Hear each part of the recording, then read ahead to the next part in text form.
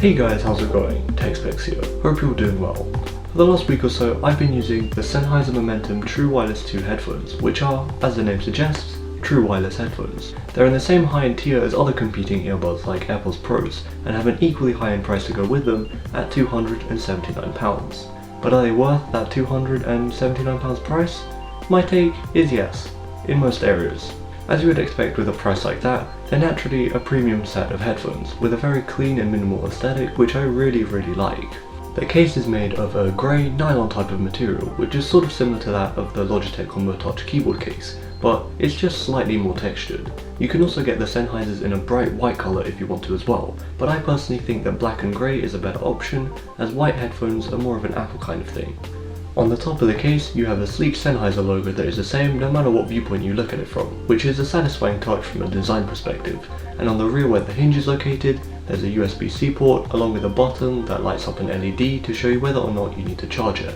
Although the case is fairly chunky and doesn't pass the teeny tiny pocket test that many other reviewers do, it is very solid and doesn't feel cheap or like it's going to get ruined easily. That's very important considering the price. Once you open the robust hinge, the style seamlessly flows as you find the two earbuds which are attached by some pretty strong magnets. The earbuds themselves are a kind of weird shape and are fairly chunky compared to other true wireless headphones, but this is largely because of the 7mm drivers inside of them that allow for the amazing sound quality which I'll get into more in a second. To put them in, you have to do the slightly awkward twisting action, so you get the shape of them to match with the shape of the inside of your ear, but once they're in, they will connect with your device instantly and you will hear a bloop along with a female voice saying connected. The fit is very comfortable and the seal is secure, and they definitely don't feel like they're going to fall out or anything thanks to the stem portion with the rubber tips that insert snugly into your ear canals. Talking about the rubber tips, the medium ones on the Sennheisers by default, but you do also get some extra small and large replacements in the box if you find the medium ones uncomfortable. You can remove them quite easily if you need to switch them, but since I'm fine with medium, I haven't really had a need to do so.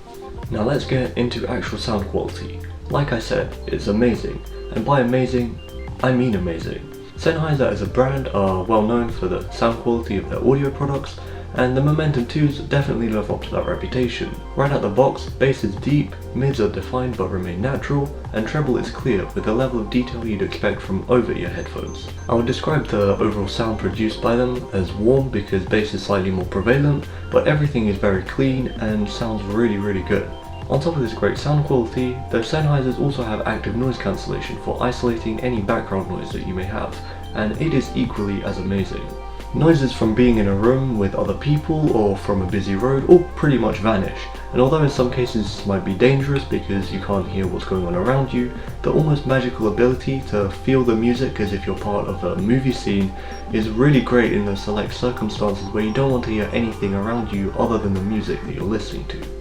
Of course, if you don't want to use active noise cancellation, you can activate transparency mode, which keeps the passive noise isolation from the seal of the headphones, but also feeds surrounding audio from the singular microphone on the right earbud. I find transparency mode is alright.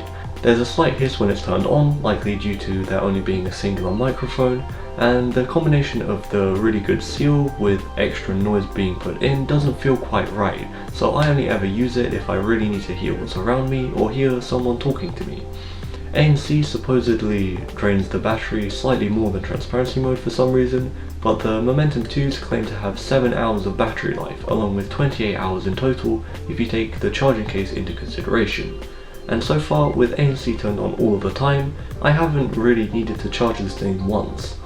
So now we've established that the Sennheiser Momentum 2s have good sound quality and a great design.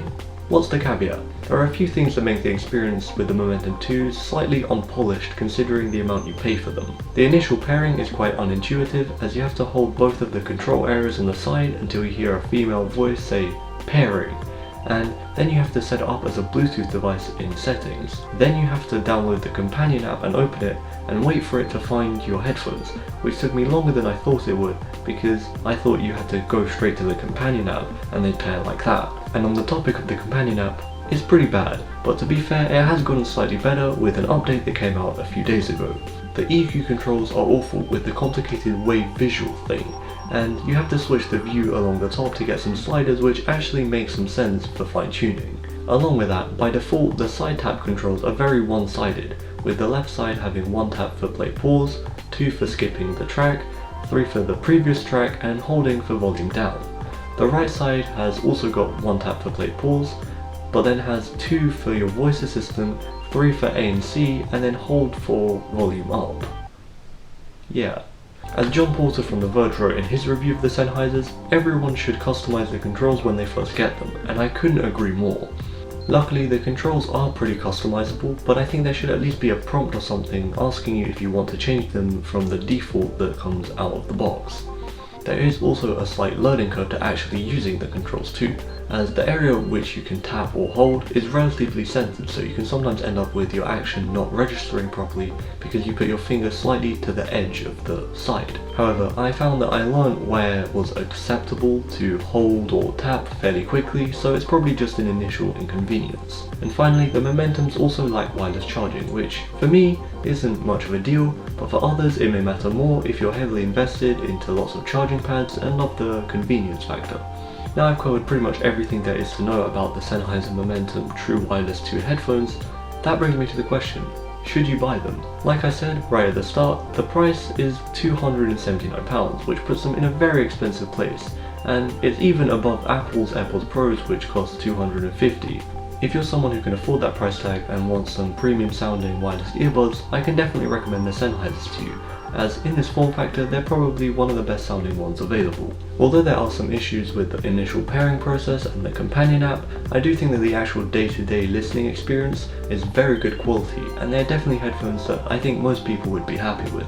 And that brings us to the end of the video. If you enjoyed it, be sure to give it a thumbs up, and if you're new here, make sure to subscribe, as I'd really appreciate it and it helps the channel out.